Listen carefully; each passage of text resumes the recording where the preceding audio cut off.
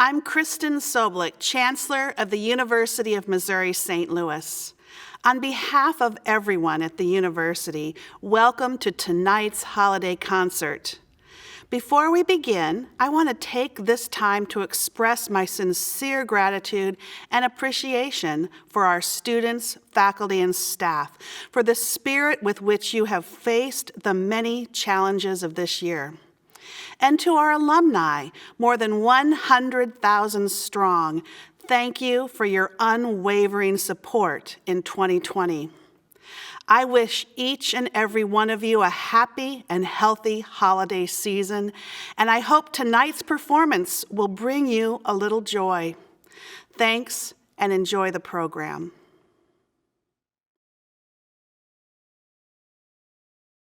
Thank you, Chancellor Sobolik. Good evening, everyone.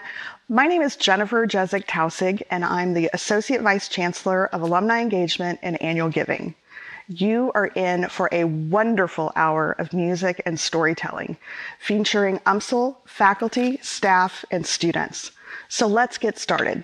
To begin tonight's program, we have holiday musical selections from our talented UMSL Department of Music students. You will hear from the Jazz Orchestra under the direction of Adarin Jackson, the Symphonic Orchestra under the direction of Darwin Aquino, and Vocal Point under the direction of Jim Henry. Sit back and enjoy these wonderful musical selections performed in the beautiful Two Hill Performing Arts Center.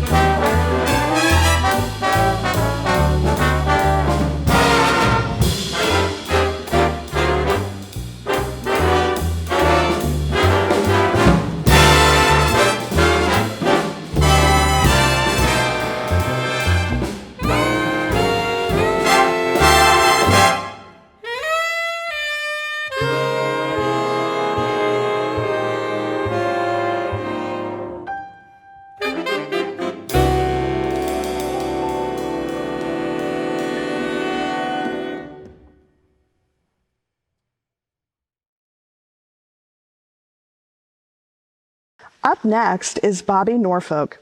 Bobby is an internationally known story performer and teaching artist, a 3-time Emmy Award winner, a multiple Parents' Choice Gold and Silver Award winner, and a National Storytelling Network Oracle Award recipient.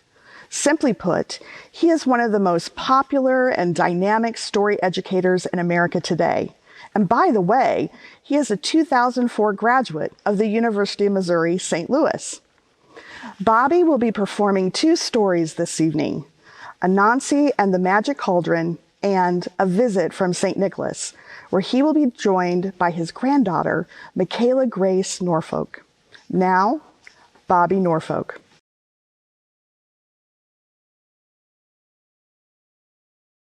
'Twas the night before Christmas when all through the house not a creature was stirring, not even a mouse.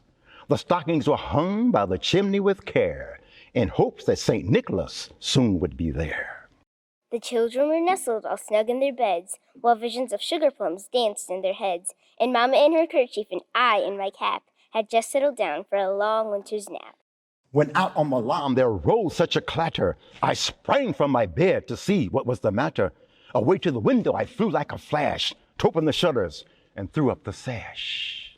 The moon on the breast of the new-fallen snow gave the luster of midday to objects below, when what to my wondering eyes should appear but a miniature sleigh and 8 tiny reindeer. With a little old driver so lively and quick, I knew in a moment it must be St. Nick. More rapid than eagles his coursers they came, as he whistled and shouted, "Hey, yo!" and called them by name. Now Dasher, now Dancer, now Prancer and Vixen, on Comet, on Cupid, on Donner and Blitzen, to the top of the porch, to the top of the wall. Now dash away, dash away, dash away all. As dry leaves that before the wild hurricane fly, when they meet with an obstacle mount to the sky. So up to the housetop the coursers they flew, with a sleigh full of toys, and St. Nicholas too. And then in a twinkling I heard on the roof the prancing and pawing of each little hoof. As I drew in my hand and was turning around, down the chimney St. Nicholas came with a bound. Boom! He was dressed all in fur from his head to his foot, and his clothes were all tarnished with ashes and soot. A bundle of toys he had flung on his back, and he looked like a peddler just opening his pack.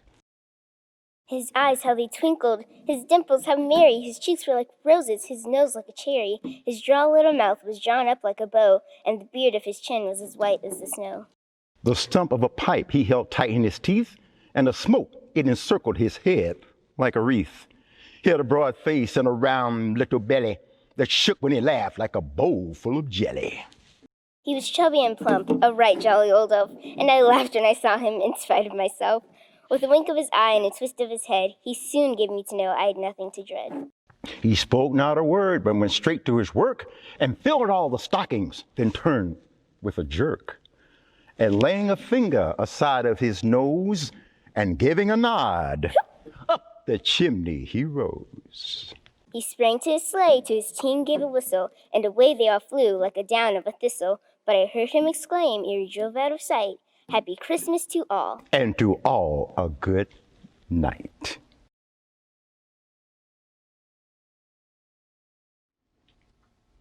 This story comes from Ghana, West Africa, and it's about a guy named Anansi. In the beginning, the rains had refused to fall for several weeks in the summer. The ground became very dry and parched and arid. Big cracks formed in the ground. The rivers and lakes receded. They became lower and lower and lower. And the crops, they grew out of the ground about 3 inches, but that sun was 125 degrees Fahrenheit, baked those crops bone dry. They went back into the cracked soil and died. The livestock and the wild animals could find no food or water. They became thinner and thinner and thinner. And they all fell over, boom, woo, hooves up in the air. Now, Anansi, he had a wife named Eso. His eldest son was named Tikuma. So Anansi called a family meeting. He said, "We have no food." His son said, "Yeah, Pop, tell us something we don't know." "Quiet, boy." "Son, go that way, look for food." "Wife, go that way, I'll go this way. Let's meet back in an hour." They all departed, came back. The only thing that hit the dinner plate, bugs, worms, and tree bark. Well, they tried to find food, but only thing that hit the plate, bugs, worms, and tree bark. And so Anansi said, I think I'll try my magic one more time. So he went to the cabinet and he got out a goblet and a bottle of wine and poured a libation. He took the libation out to the sacred grove in the forest. He set it down and he said, Oh God, oh Spirit in the forest, you who are great in wisdom and understanding, help your son to find food and water. I ask this, oh Spirit in the forest. And then Anansi arose and started looking for food once again. He walked for about 10 minutes and then he came to a clearing and there was a huge black cauldron. He said, wow, I wonder who that belongs to. He crept up on it and touched the big cauldron. It was cold. Well, maybe it's vichyssoise, cold potato soup. I like that too. But when he peered inside, it was empty. I wonder who left an empty pot in the middle of the forest like this, as hungry as I am. Well, he said, maybe it has an inscription on it and I can take it back to its proper owner. But as soon as he said that, the pot said, my name is Do What You Can. A pot can talk. Yes, Anansi, my name is Do What You Can. He said, what are you able to do what you can? Well, try me and see, Anansi. Anansi stood back against the tree. All right, do what you're able to do. Boom! Food from all over the world jumped out of the pot and sat down on the ground right in front of Anansi. First, little bowls of Rice Krispies and Frosted Flakes and Sugar Smacks with milk and bananas poured out. Big old tall stacks of golden brown pancakes with syrup poured all over it. There was ham and bacon and eggs and toast and jelly. There was mugu gai pan, chicken chow mein, lo mein, Sichuan shrimp, egg drop soup. There was vegetable samosas.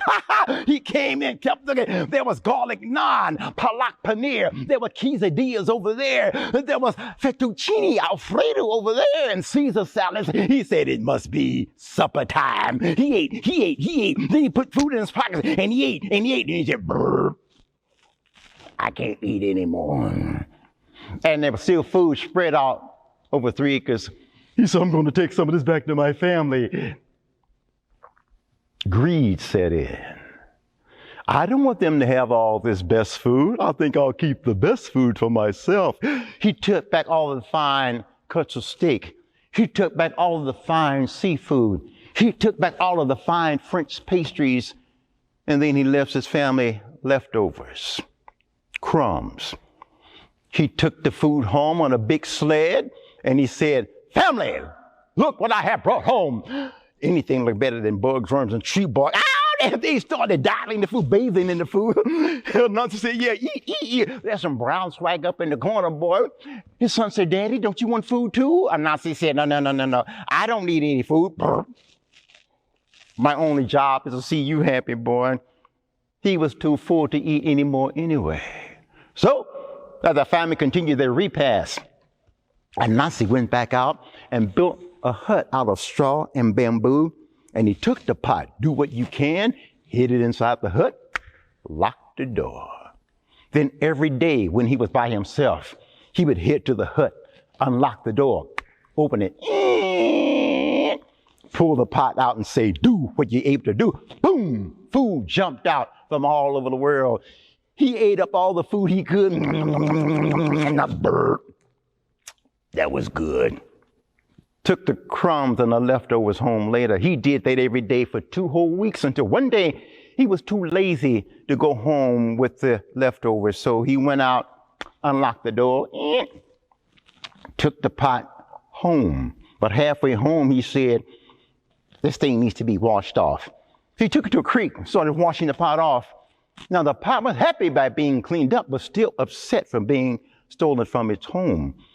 And the pot said, Anansi, what is it now? Whatever you do, never come near me with the seeds of palm nut kernels. And above all, whatever you do, never touch me with the kernels of palm nuts. Anansi replied, excuse me? Shut up, pot. I run the show. He took the pot home. Nobody was there. He went to the garage and got a ladder, and he took the pot to the top rung of the ladder. Chicka-boom, chicka boom, chicka boom, chicka boom, chicka boom, chicka boom, boom, chicka boom, chicka boom, boom, boom, boom, chicka boom, chicka boom, chicka boom, boom, chicka boom, chick, boom, boom.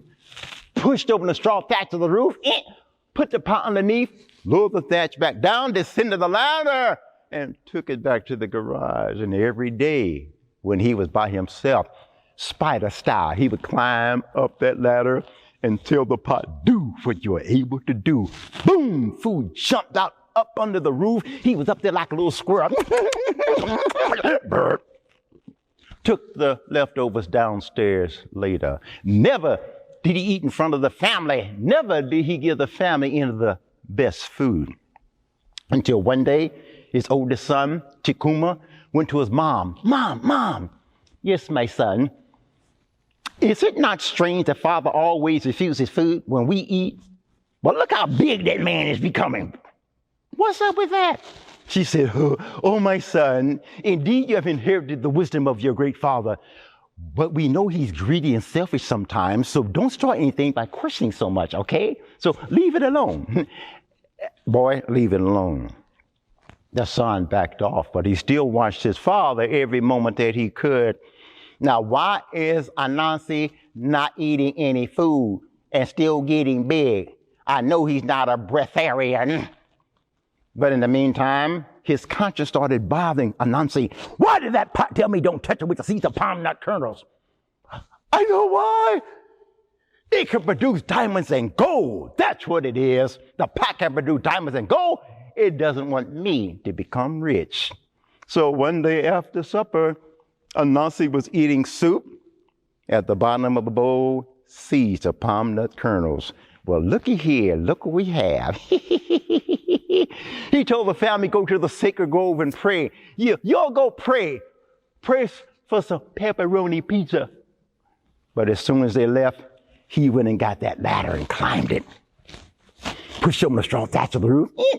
Reached for the seeds of palm nut kernels. Look what I have, Pot. The pot remained silent. Anansi said, you don't want me to touch these seeds because you can produce diamonds and gold. Is that not correct? The pot still remained silent. Okay, watch this. And he took the seeds and he touched the pot. Boom! Smoke came all over Anansi's head. But when the smoke cleared, the pot was gone. In its place, a slight breeze. Anansi said, who are you? I am the breeze. What I do is pleasant. Try me and see. Okay, do what you were able to do. And that breeze turned into a whirlwind. Anansi said, he fell off the ladder. Bam! The whirlwind kept behind him. And all of a sudden, the food that Anansi had flew up into the air and was flying all over the village and settling down in front of everybody's houses. And Anansi said, oh, stop. And finally, his son said, Mom, look what's happening to Daddy. Oh, my husband. And the son had courage like a young lion. He said, whirlwind, whirlwind, whirlwind, peace, be still, peace, be still, peace, be still. The whirlwind died. Anansi said, oh, that was close. Everybody came out of hiding, rubbernecking. Anansi, what was that all about? I will tell you, I have a confession to make. I have taken all the best food that I found in a pot in the forest. I ate up all the best food myself. And to my family, I just gave you leftovers and crumbs. To my friends and my neighbors, I gave you nothing. And now because of my greed and my selfishness, I'm denied the magic pot. But now you all have food. And I want all of my friends, all of my strangers, and all of my family to know, never be greedy and selfish. Share with others what you may have, because if you sow the wind, you will reap the whirlwind. Pow! And that's the end of that story.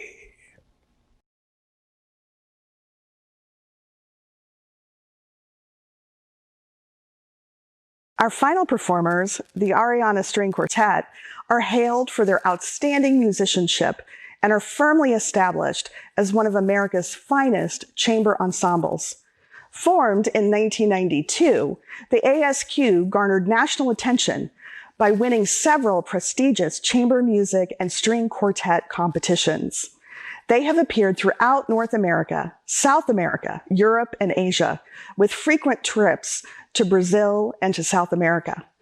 They have collaborated with many of the world's finest musicians, including members of the Vermeer, Tokyo, Cleveland, and Juilliard quartets.